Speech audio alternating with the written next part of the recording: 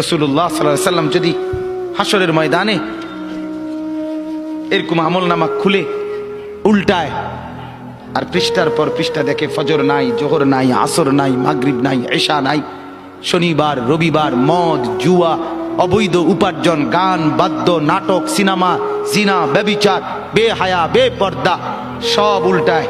আল্লাহর নবী সাল্লাল্লাহু আলাইহি সাল্লাম তখন বলবে, উম্মত কি এটা? উম্মত আমার 23 বছরের এত চোখের পানির কথা একবারও মনে হয় নাই? কি আনছো এটা আমারে?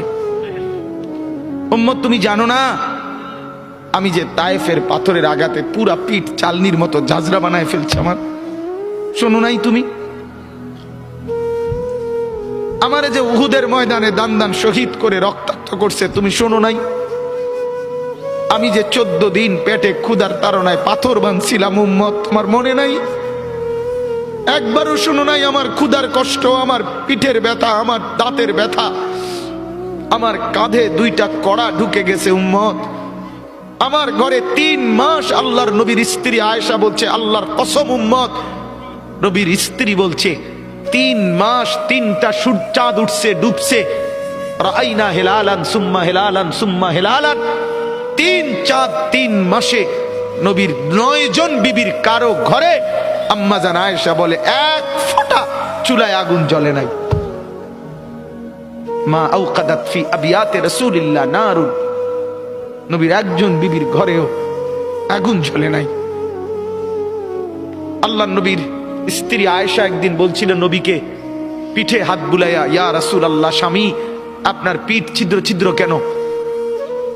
পুরা পিঠ চালনির মতো ছিদ্র ছিদ্র কেন? আপনার কি ছোটবেলায় বসন্ত রোগ হয়েছিল, গোটা হয়েছিল?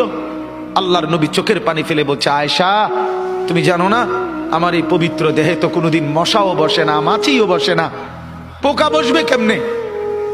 আমার পবিত্র দেহে তো হাঁটলে মেশকের গ্রান বের হয়, আমার পেশাব পায়খানাও তো কোনোদিন জমিনের উপরে 1 সেকেন্ড থাকে না, মাটি ফাঁক করে ভেতরে নিয়ে যায়, সেই আমার গায়ে গোটা হবে কেন? আয়েশা এগুলো আমার তায়েফের পাথরের আঘাতের রক্তের দাগ।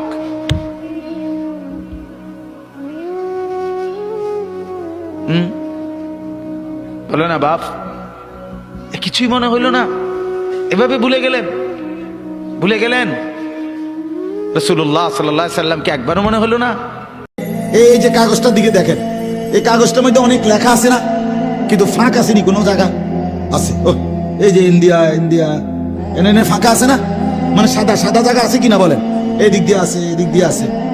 এইটার একটা অর্থ হইল হাসরের ময়দানে আল্লাহ তাআলা আমাদের প্রত্যেকের হায়াত 60 বছর 70 বছর 50 যে দূর হায়াত পাইছে, এটা সামনে নিয়ে আল্লাহ দেখাবে, বান্দা তোমার এই ছিল হায়াত, এই হলো তোমার জানুয়ারি মাস, ডিসেম্বর মাস, এই ছিল 2023 সালের ডিসেম্বর, তুমি মোট যাই আমল করছে এই কদ্দুর এন্দিয়া এন্দিয়া দূরে দূরে দূর, এই যে শুক্রবারে 2 রাকাত নামাজ দেখছো নি, এই যে 2 রাকাত, পরে শুক্রবারে 2 রাকাত দেখছো এন্দিয়া, এনে 10 টাকা দিছিলা দেখ বেটারে, এই যে 10 টাকা এমনি এমনি মিলাইয়া ডিসেম্বরের নেক আমলগুলো এগুলো আল্লাহ দেখাবে, দেখাইয়া এরপরে যেগুলো খালি না আল্লাহ তাআলা বলবে, বান্দা এই জায়গাগুলোতে তোমার হায়াতের সময় ছিল, কিন্তু তুমি সেই সময়গুলো কোনো কাজে না লাগাইয়া নষ্ট করে দিছ, আমার দেওয়া সেই সময়গুলো এখন জবাব দাও নাফরমান, কেন নষ্ট করলা সেটা বল। সময় তোমার বাপে দিছিল, এখন ফিরাই দাও। নিশ্চিত একেবারে কোনো সন্দেহ নাই আমাদের এই হায়াত শেষ হবেই। আমাদের সন্তানদের হালাত কত নাজুক চিন্তা করে দেখে। মুসলিম সমাজে বসবাস করে, বাপ মুসলমান, মা মুসলমান, চারিদিকে মসজিদ, চারিদিকে মাদ্রাসা, কত দাড়িওয়ালা, টুপিওয়ালা, পাঞ্জাবিওয়ালা, প্রতিদিন মসজিদের মিনারা থেকে উচ্চ কণ্ঠে মাইকের হর্ন দিয়ে আজান হইতেছে।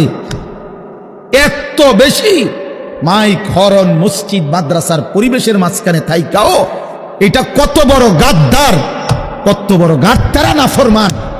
এত সুন্দর চারদিকে মসজিদ মাদ্রাসা, আলেম ওলামা, দাড়ি টুপি, মাদ্রাসার পরিবেশের ভেতরে থাইকাও জানোয়ারে একটা সেজদা দেয় না, কত বড় নিকৃষ্ট জানোয়ার। চিন্তা করছে